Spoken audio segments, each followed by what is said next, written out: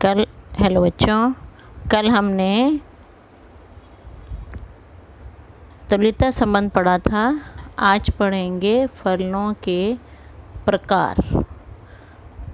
पहले तो देखो फलन के लिए क्या शर्त होना ज़रूरी है। फलन के लिए ये होना ज़रूरी है कि समुच्चय ए के प्रत्येक अवयव का समुच्चय बी के अवयवों के साथ संबंध होना चाहिए। ए के हर एक अवयव का संबंध बी से होना चाहिए, तब ये फलन कहलाता है।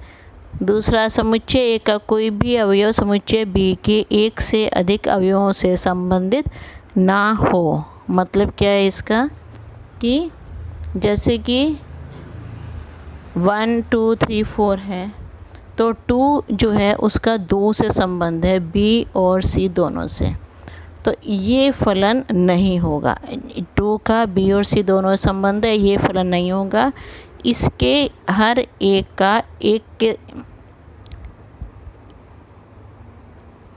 हर एक अवयव का संबंध होना चाहिए बी में, लेकिन एक का 2 के साथ नहीं होना चाहिए। अब है एकाकी फलन कौन सा होता है। एक का एक से संबंध, जैसे 1 का ए से, 2 का बी से, 3 का डी से, 4 का सी से। समुच्चय ए के प्रत्येक अवयव का संबंध समुच्चय बी के भिन्न भिन्न अवयवों के साथ है। आपने 11वीं में इसमें प्रांत, परिसर और सह प्रांत भी पढ़ा था। अब खाली एक से समझा रही हूँ, याद करवा रही हूँ, पिछला रिवाइज हो जाएगा। इसमें प्रांत क्या है, 1 2 3 4, क्योंकि सभी अवयवों का संबंध बी से है। परिसर क्या है, परिसर वो है कि जहाँ तक रिलेशन बन रहा है, ए बी सी डी, ई नहीं आएगा इसमें। सह प्रांत में ये बी के सारे अवयव लिखे जाते हैं, A B C D E. सह प्रांत में सारे आएंगे, परिसर में जहाँ तक संबंध है वो आएंगे, जहाँ तक की लाइनें खींची हुई हैं वही आएंगे, और प्रांत में वो जहाँ से लाइनें शुरू हुई हैं, परिसर जहाँ लाइनें ख़त्म हुई हैं, ये प्रांत होता है। जहाँ लाइनें ख़त्म होती हैं परिसर होता है, और सह प्रांत में बी के सारे लिखे जाते हैं। इसके बाद बहु एक कौन सा होता है फलन। समुच्चय ए के एक से अधिक अवयवों का संबंध समुच्चय बी के किसी एक अवयव के साथ है।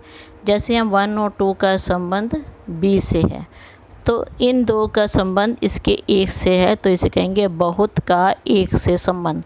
बहु का एक से, बहुत का एक से, तो इसे कहेंगे बहु एक फलन।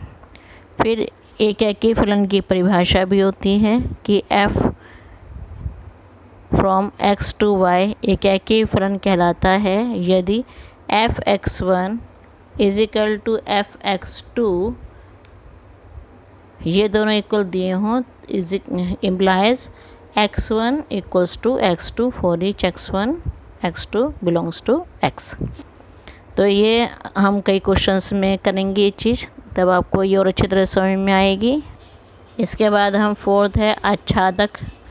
आच्छादक में क्या होता है कि यहाँ से कोई भी नहीं बचना चाहिए। 1 का ए से, 2 और 3 का बी से है, 4 का सी से है, तो समुच्चय बी के प्रत्येक अवयव का संबंध समुच्चय ए के अवयवों के साथ है, ऐसा फलन आच्छादक होता है। इधर से सबका होना चाहिए। अब जैसे यहाँ पे ई और एफ बचा हुआ है, तो ये नहीं है, ये आच्छादक नहीं है। आच्छादक कौन सा है कि समुच्चय बी के प्रत्येक अवयव का संबंध समुच्चय ए के अवयवों के साथ है, ऐसा फलन आच्छादक होगा। देखो 1 का ए से, 2 का और 3 का बी से, और 4 का सी से, तो यहाँ से कोई भी ऐसा नहीं है कि जो बच रहा हो, जिस तक लाइन ना आई हो, इसलिए ये आच्छादक है। इसके बाद 5th क्वेश्चन है, 5th ये क्या है, आच्छादक कौन सा नहीं होता। 5th पॉइंट है आच्छादक जिसमें डी और ई ये दोनों बच रहे हैं, तो समुच्चय बी के जब प्रत्येक अवयव का संबंध समुच्चय ए के प्रत्येक अवयव के साथ नहीं होता, तो यह आच्छादक नहीं है। आच्छादक मतलब क्या होता है, दूसरी तरह समझे। आच्छादक में परिसर और सहप्रांत बराबर होते हैं। जो कोई आच्छादक होगा उसमें परिसर और सहप्रांत दोनों बराबर होंगे। आच्छादक की परिभाषा क्या होगी? f is a function from x to y। f एक ऐसा फलन है x से y तक कि प्रत्येक y बिलोंग्स टू y के लिए एक x होना ज़रूरी है। इसको भी ये क्वेश्चन से चीज़ समझाएंगे आपको और अच्छी तरह से। फिर है एकाकी तथा आच्छादी फलन। जो एकाकी भी हो, आच्छादी भी हो, 1-1 भी हो और ऑन टू भी हो, उसे कहते हैं बाइजेक्टिव। वह फलन जो एकाकी और आच्छादी दोनों हो उसे बाइजेक्टिव हम कहते हैं। अब यहाँ पे एक्सरसाइज 1.2 शुरू हो गई है। इसमें क्वेश्चन में दिया हुआ है कि f is a function from r star to r star और f(x) ऐसा है कि 1/x के इक्वल। r स्टार का मतलब है कि सभी ऋणोत्तर वास्तविक संख्याएं, जीरो ना हो, non zero real number, zero नहीं होना चाहिए, बाकी सभी नंबर होंगे इसमें। हमें इसको एकाकी बताना है, एकाकी है या नहीं है ये बताना है और इसमें चेक करना है। सिद्ध कीजिए, दिया हुआ इसमें ये सिद्ध करना है, सिद्ध कीजिए कि ये फंक्शन जो एकाकी भी और आच्छादक भी है। तो एकाकी के लिए देखो x y हम दो लेके चल रहे हैं। r star f(x) is equal to f(y), 1/x is equal to 1/y, x और y हो जाए तो x और y इक्वल हो गए, इसलिए ये एकाकी है। अभी पीछे तुम्हें डेफिनेशन बताया था f(x1) is equal to f(x2), वही चीज़ है, यहाँ पे x और y ले लिए हैं। आच्छादक के लिए y एक ऐसा नंबर है, कोई नंबर है सहप्रांत में, f(x) is equal to y होता है, f(x) is equal to 1/x, f(x) की जगह y रख दिए, f(x) y के इक्वल भी है, f(x) 1/x के इक्वल दिया हुआ है, y is equal to 1/x, x is equal to 1/y। तो y का कोई भी नंबर होगा तो उसमें x का आंसर ज़रूर आएगा कुछ। तो इसको हम ऐसे चेक कर लेते हैं, f 1/y, 1/1/y, ये y ऊपर चला जाएगा तो इसका मतलब 1/y के लिए कोई ना कोई नंबर y ज़रूर है। तो प्रत्येक y belongs to r star सहप्रांत के लिए y का पूर्व प्रतिबिंब। पूर्व प्रतिबिंब क्या होता है? देखो इधर से इधर जाओगे तो प्रतिबिंब बनता है, यहाँ पे यहाँ बनता है प्रतिबिंब। अगर इधर से इधर जाते तो ये प्रतिबिंब होता है, और इससे वापसी जाओगे, यहाँ से यहाँ वापसी अगर देखोगे तो ये होता है पूर्व प्रतिबिंब, वो इधर बनता है पूर्व प्रतिबिंब। इसको हम प्री इमेज भी कहते हैं, आगे काफ़ी क्वेश्चंस में इसका यूज़ है, और इसको हम इमेज कहते हैं। ये एकाकी में यूज़ होता है प्रतिबिंब वाला, और पूर्व प्रतिबिंब आच्छादक में आच्छादक में हम इधर से ये यूज़ करते हैं। तो अब सेकंड है इसका, अगर हम f is a function from n to r star, n होते हैं नेचुरल नंबर, प्राकृत संख्याएं, तो f(x1) is equal to f(x2), तो इसमें जैसे 1/x था, अब n1 और n2 दो ले लिए, 1/n1 1/n2, n1 और n2 इक्वल हो गए।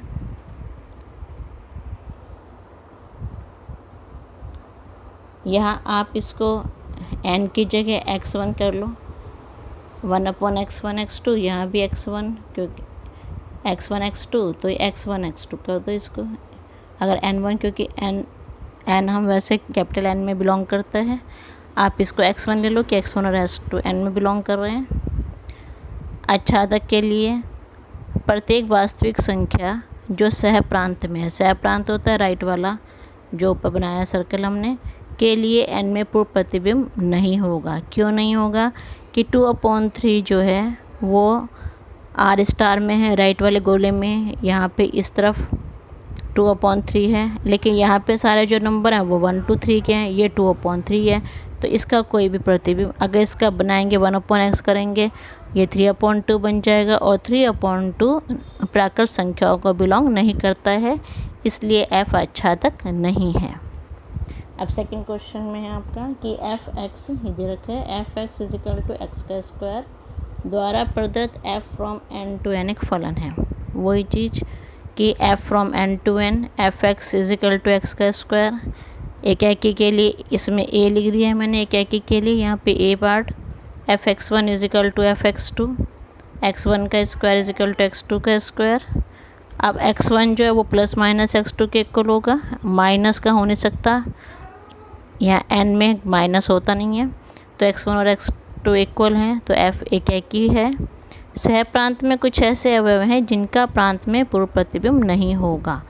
कैसे? जैसे कि यहाँ पे 2 है, अब 1 की इमेज तो 1 का स्क्वायर 1 हो गया, 2 का स्क्वायर 4 हो गया। अब कुछ नंबर ऐसे बचे हैं 2, 3 वगैरह जिनका पूर्व प्रतिबिंब नहीं है, इधर कोई वैल्यू इनकी नहीं आएगी, तो ये आच्छादी नहीं है। इसके बाद इसका अगला पार्ट है f x is equal to x का स्क्वायर और f from z to z. Z क्या होते हैं? जेड होते हैं पूर्णांक। तो देखो अगर हम -1 हमारा इस वाले जेड में है, -1 और हम 2 नंबर ले रहे हैं -1 और 1 इधर वाले जेड में से। -1 को अगर f फंक्शन करेंगे इसका f का -1 का, तो -1 का स्क्वायर हो जाएगा 1 के इक्वल।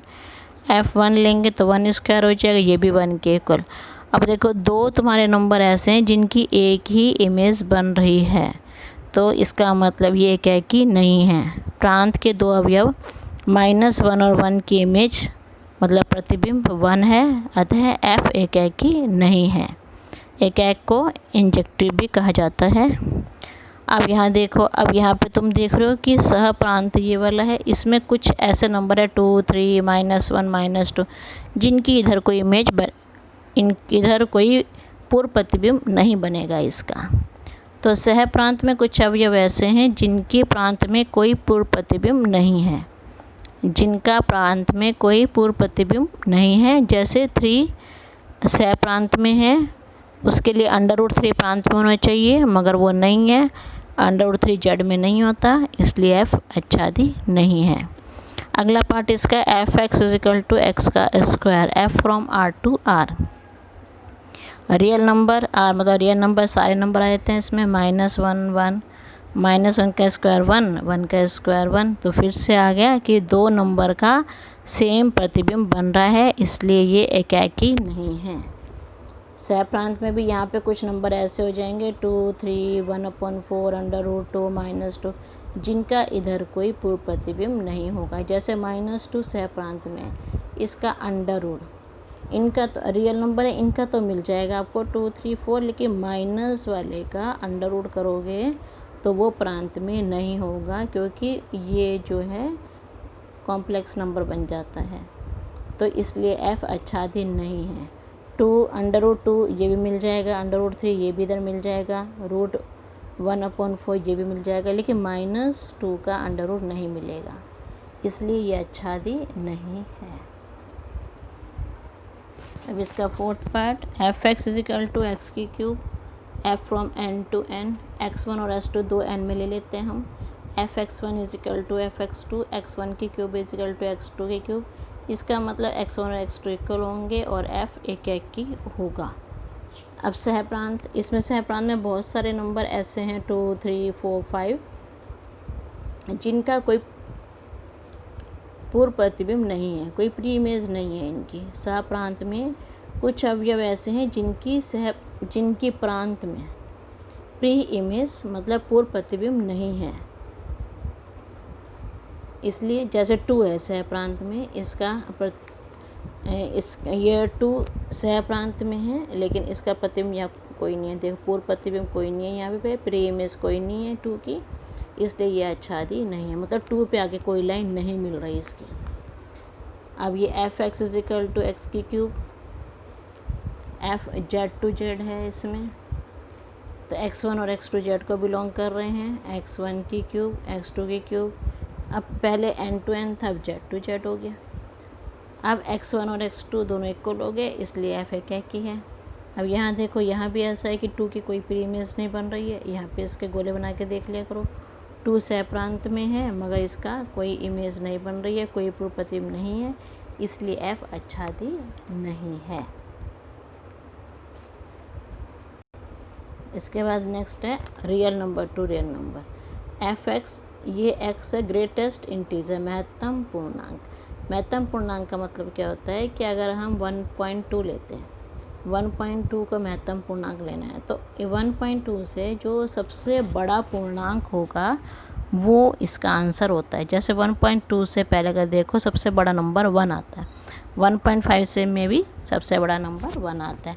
तो 1.2 और 1.5 की इमेज एक ही है, सेम है, तो इसलिए ये क्या कि नहीं है। ऐसे सह प्रांत में इसके अलावा 1, 2, 3 के अलावा बहुत सारे नंबर जैसे 1.5 है, इसका कोई भी पूर्व प्रतिबिंब नहीं बनेगा, इसलिए ये आच्छादी नहीं है। फोर्थ क्वेश्चन है f from r to r f x modulus x है। अब -1 और 1 लिया, मॉडलेस में -1 भी 1 के इक्वल होता है, 1 भी 1 के इक्वल, तो दो की इमेज सेम बन रही है, इसलिए ये क्या कि नहीं है। और बहुत सारे नंबर इसमें ऐसे होंगे जिनका पूर्व प्रतिबिंब नहीं बनता, इसलिए ये आच्छादी नहीं है, आच्छादी नहीं है, एफ आच्छादी नहीं है। फिफ्थ क्वेश्चन देखो, f from r to r f x दिया है, अगर एक्स बड़ा हो 0 से तो 1 आएगा आंसर, 0 के इक्वल है तो 0 आएगा, 0 से छोटा है तो -1 आएगा। अब पहले 0 से बड़ा लेके चलते हैं, 0 से बड़ा नंबर 1 है, 1 लेंगे तो भी आंसर 1, 2 लेंगे तो भी आंसर 1, 3 लेंगे तो भी आंसर 1, तो 1, 2, 3 सारे जो हैं इनका प्रतिबिंब सबका सेम बन रहा है, 1 बन रहा है, तो एफ एक ही नहीं है।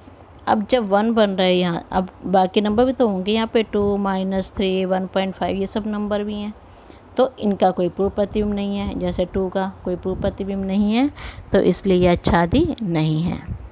अब 6 क्वेश्चन, ए दिया है 1, 2, 3, बी दिया है 4, 5, 6, 7, ये दिया है कि 1, 4, 2, 5 और 3, 6, 1 का 4 पे, 2 का 5 पे, 3 का 6 पे, तो 7 बच रहा है यहाँ पे। तो इसका मतलब अब एक का 1 से है, एक ही तो हो गया, बट यहाँ 7 बच रहा है, तो ये आच्छादी नहीं है। 7th क्वेश्चन, अब इसके बाद 6 में हमें सिर्फ एक का ही बताना था, अगर इसमें पूछा जाए आच्छादी ये नहीं होगा, क्योंकि इसमें 7 बच रहा है, इसलिए आच्छादी नहीं होगा। अच्छा 7th क्वेश्चन है, ये एफ एक्स दिया है, एफ एक्स है 3 - 4x f from r to r, एक के लिए एफ एक्स 1 और एफ एक्स 2 दोनों इक्वल, हम चेक करते हैं इसको, इसकी जगह 3 - 4x1, 3 - 4x2, तो यहाँ से x1 और x2, 3 से 3 कैंसिल हो गया, माइनस से माइनस कैंसिल हो गया, 4 से 4 कैंसिल हो गया, x1 और x2 इक्वल आ गए, तो इसलिए ये क्या की है। अब इसके बाद नेक्स्ट बी पार्ट इसका,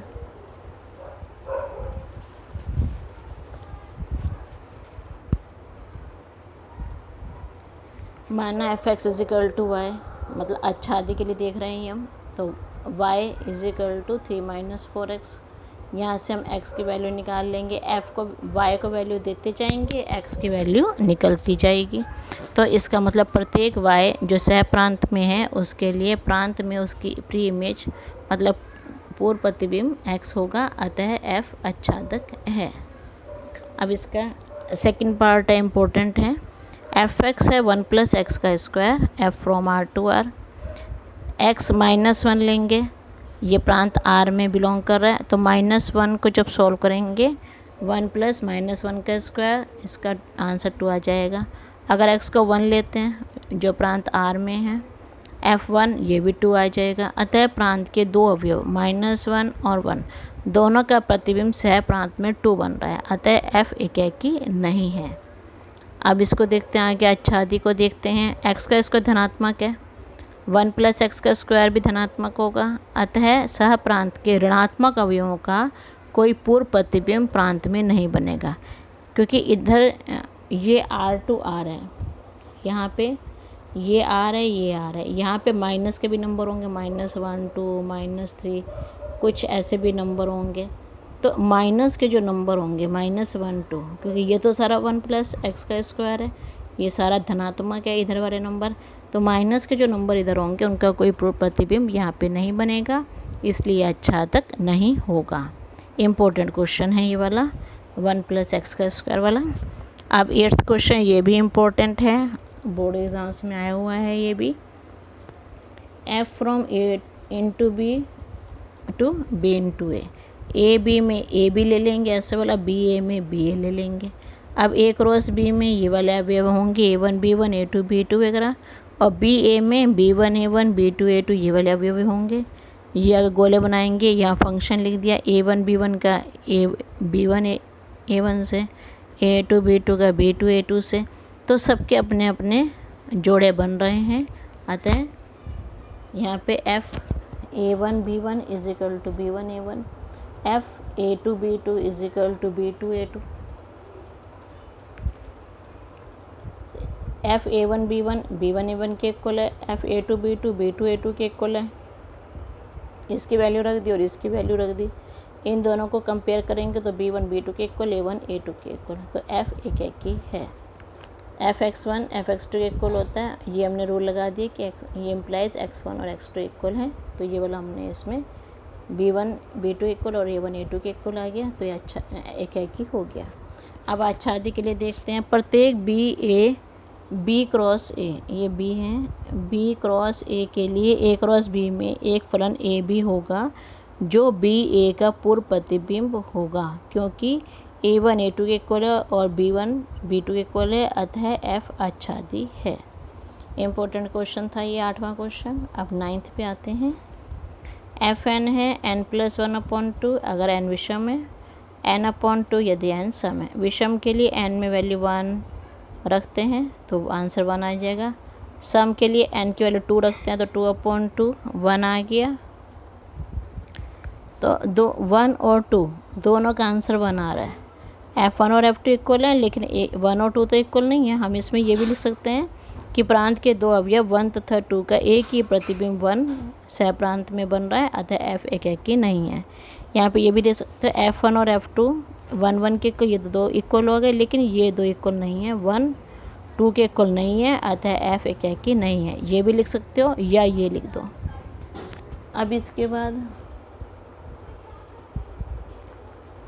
प्रांत के दो अवयव 1 तथा 2 का एक ही प्रतिबिंब 1 बन रहा है, अतः F एक ही नहीं है।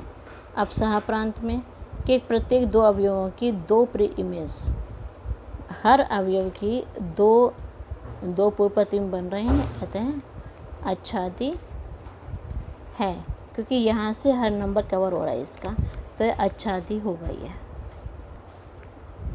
अच्छा, अब 10वां क्वेश्चन है A R-3 B R-1 F A2B X-2 और X-3। यहाँ पे A का मतलब है कि R को सब वैल्यूज़ दे सकते हैं, खाली 3 वैल्यू नहीं देंगे। अगर यहाँ पे हम 3 वैल्यू रख देते हैं तो 3 - 3 0 आ जाएगा और वो अनडिफाइंड अपरिभाषित हो जाएगा। जो शुरू करते हैं Fx1 = Fx2, वैल्यूज़ पुट कर दी यहाँ से x1 - 2 x1 - 3 x2 - 2 x2 - 3, पूरा सॉल्व कर लो इसको, तो x1 और x2 ये इक्वल आ जाएंगे, तो इसका मतलब F एक ही है। अब माना Fx को y ले लिया हमने, y x - 2 और x - 3 है, y किससे गुणा कर देंगे, यहाँ से x का मान आ जाएगा, x का मान आ गया 3y - 2 y - 1। ये y - 1 देखो, यहाँ y को 1 वैल्यू नहीं दे सकते और ऊपर हमें यही दे रखा है कि R में को 1 वैल्यू नहीं देनी है, आपने 1 नहीं देना है, तो इसलिए ये तभी दिया हुआ है। यहाँ पे 1 नहीं रखेंगे, अपरिभाषित हो जाएगा। तो y जो सह प्रांत में बिलोंग कर रहा है उसकी प्रत्येक वैल्यू के लिए एक नहीं होना चाहिए, तो प्रांत में कोई ना कोई वैल्यू जरूर होएगी, कोई ना कोई इमेज जरूर होएगी उसकी, इसलिए ये आच्छादी है, अतः F एक ही भी है और आच्छादी भी है। तो अगला F from R to R, Fx की वैल्यू x⁴, यहाँ भी x को -1 वैल्यू दोगे तो 1 आएगा, 1 वैल्यू दोगे तो भी 1 आएगा। तो प्रांत के दो अवयव -1 और 1 की सह प्रांत में एक ही प्रतिबिंब 1 है, अतः F एक ही नहीं है।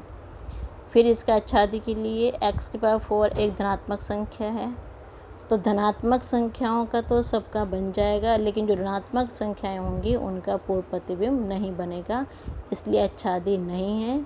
तो इसका डी पार्ट इसका आंसर आ जाएगा। 12वां question, f from r to r है, एफ एक्स 3 के इक्वल है। अगर इसका आर बनाएंगे 1 3 2 6 3 9 बनेगा। F x 1 is equal to f x 2, 3x1 is equal to 3x2, x1 is equal to x2 आ जाएगा। एफ एक की है, माना एफ एक्स की वैल्यू y है तो y is equal to 3x रख देंगे, x की वैल्यू y/3 आ गई। तो प्रत्येक y के लिए कोई ना कोई x जरूर आएगा, इसलिए f आच्छादक है। इसका आंसर आ जाएगा ए पार्ट, ये लिखा है ए पार्ट, इसका आंसर आ जाएगा। अब इन क्वेश्चंस का प्रैक्टिस कीजिएगा, सारे क्वेश्चन होमवर्क में कीजिएगा। ओके।